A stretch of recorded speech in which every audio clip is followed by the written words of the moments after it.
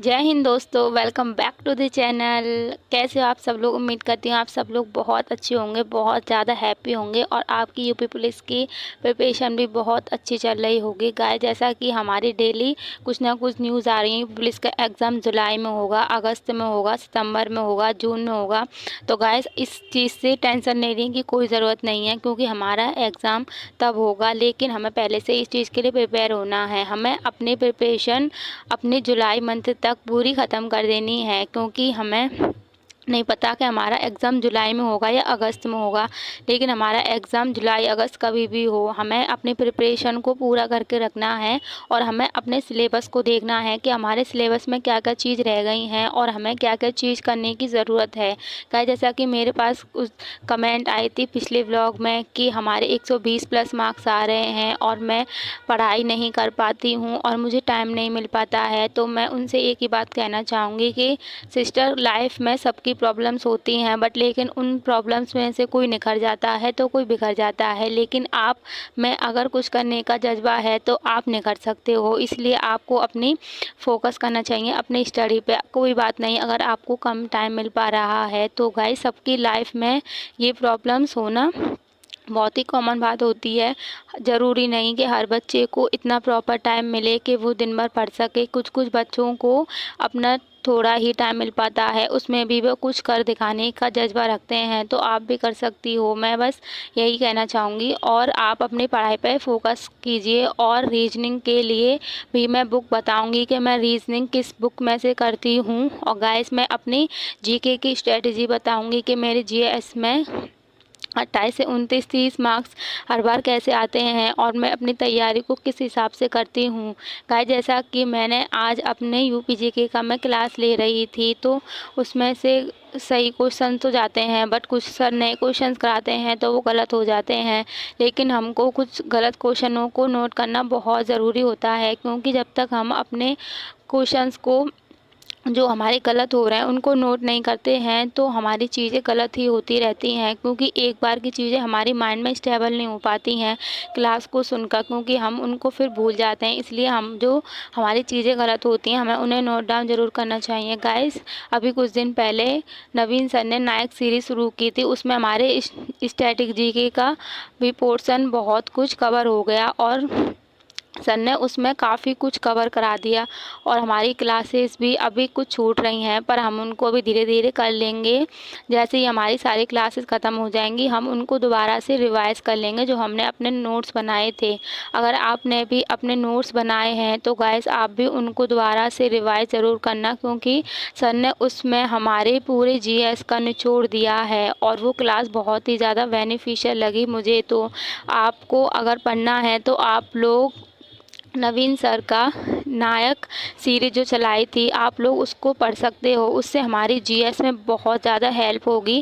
क्योंकि अभी पिछले कुछ दिनों से मैं नोटिस कर रही हूँ, क्योंकि हमारा जो यूपी पुलिस का मॉक टेस्ट होता है उसमें से हमें काफ़ी सारे क्वेश्चन देखने को मिलते हैं और हमारे काफ़ी सारे क्वेश्चन उसमें से ठीक हो जाते हैं उसी नायक सीरीज़ की वजह से।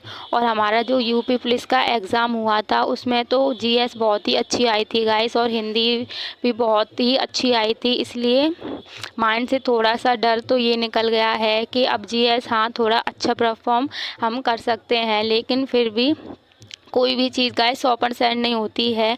लेकिन हमें अपने ऊपर भरोसा करना चाहिए कि हम जो कर रहे हैं वो बेस्ट है, और हमें अपनी स्ट्रेटजी में अच्छे अच्छे टूल्स भी शामिल करने चाहिए। गाइस, हमें अपनी पढ़ाई में डेली के डेली कुछ नई चीज़ें ऐड करनी चाहिए। अगर हम अपना रिवीजन करते हैं तो हमें अपने रिवीजन का स्टाइल देखना चाहिए कि हम अपना रिवीजन कैसे कर रहे हैं और हम कितने समय में कितना आउटपुट दे पा रहे हैं अपनी पढ़ाई को।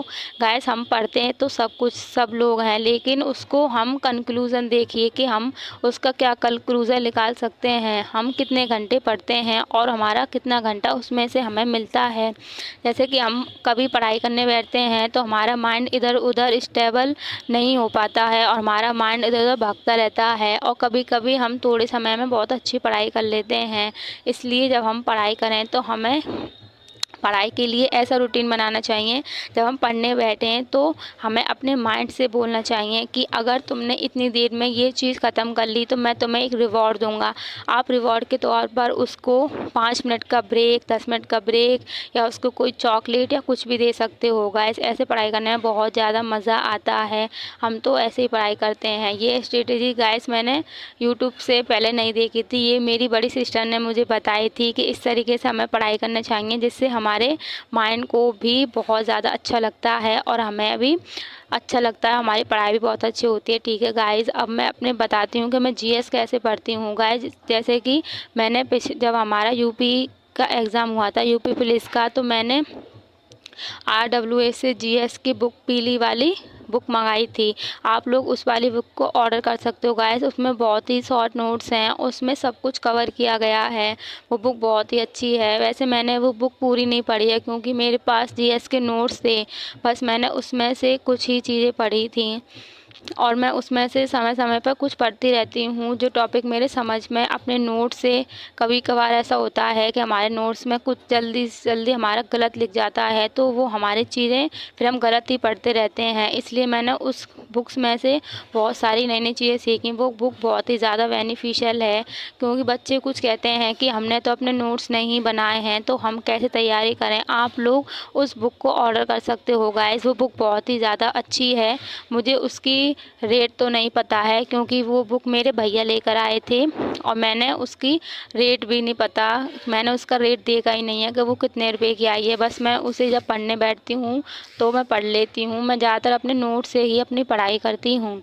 और रीजनिंग के लिए गाइस, जैसे कि मैंने आपको पिछले व्लॉग्स में बताया था कि मैंने एडिटर एस के झा की बुक जो मेरे भाई की है, मैं उसमें से ही आजकल रीजनिंग करती हूँ और मेरी रीजनिंग की तैयारी भी काफ़ी अच्छी चल रही है। और मेरे पास कमेंट आ रहा था कि कथन निष्कर्ष वाले क्वेश्चंस कैसे करें, हमें उसे करने में प्रॉब्लम होती है। तो मैं आपको बताती हूँ कि मैं कथन निष्कर्ष के क्वेश्चन कैसे करती हूँ। वो बहुत ही ज़्यादा इजी होते हैं, बस हमें उसको उस कंडीशन में रख के सोचना पड़ता है। हमें अपनी तरफ से उसमें कोई दिमाग नहीं लगाना है। जो हमें कंडीशंस दी जाती हैं उसके हिसाब से हमें उसका आंसर करना पड़ता है। ये नहीं कि हम उस क्वेश्चंस में अपनी सोच लगाएं, क्योंकि उसमें पहले ही लिखा हुआ होता है कि हमें उसी के अनुसार ही उस क्वेश्चन का आंसर देना है।